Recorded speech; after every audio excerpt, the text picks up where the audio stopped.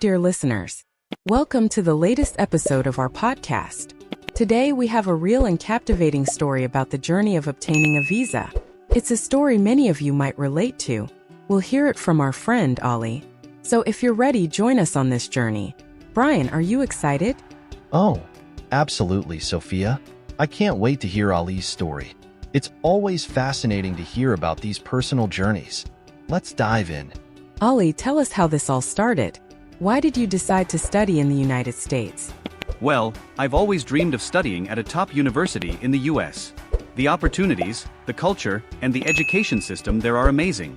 So, I finally decided it was time to make that dream a reality. I totally get that, Ali. The US is a fantastic place for higher education, but I bet the first step, getting the visa, was quite a challenge, right? Oh, you have no idea. The visa process is no joke. It was the first major hurdle I had to overcome. I can imagine. So, how did you start? What was the first thing you did to prepare? I started by collecting all the necessary documents, academic transcripts, resumes, recommendation letters, and 1,000 other things. Every time I thought I had everything, something new would come to mind that I needed to prepare. I made a long checklist and checked off each item day by day. That sounds like a lot of work. Did you have any help, or were you on your own? Mostly on my own, but I did get some advice from friends who had gone through the process before. Their tips were invaluable. That's great. Having some guidance must have been really helpful. Yeah, it makes everything a bit less overwhelming when you know someone who's been through it. And then came the dreaded embassy appointment, right? How did that go? Oh, booking the appointment was a whole adventure on its own.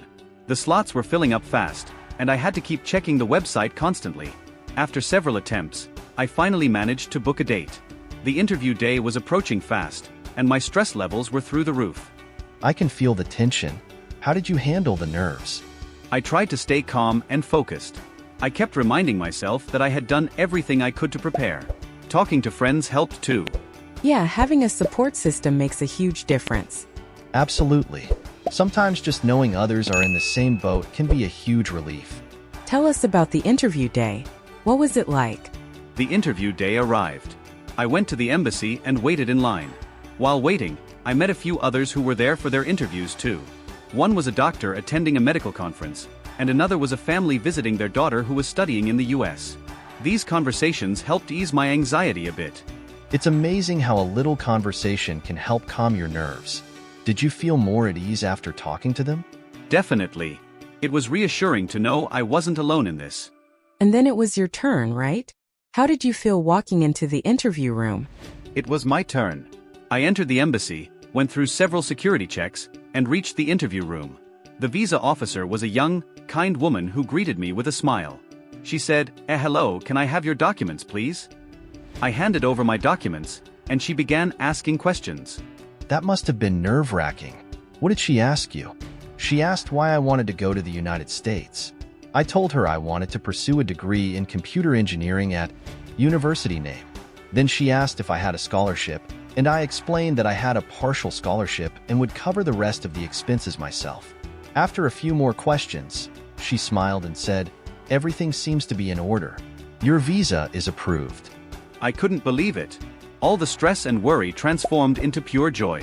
As I walked out of the embassy, I took a deep breath and texted my friends, and my visa got approved. What an incredible moment. I'm so happy for you, Ali. That must have been an amazing feeling.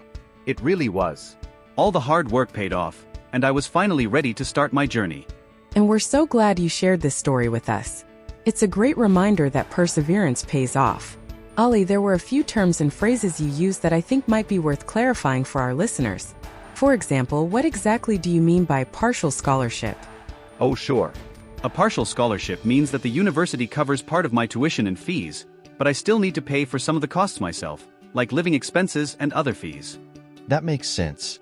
And when you said, checked off each item day by day, it sounds like you were very methodical about the process. Yes, exactly. I made a checklist of all the documents and steps I needed to complete. It helped me stay organized and ensure I didn't forget anything important. That's a great tip for anyone going through a similar process. And dreaded embassy appointment.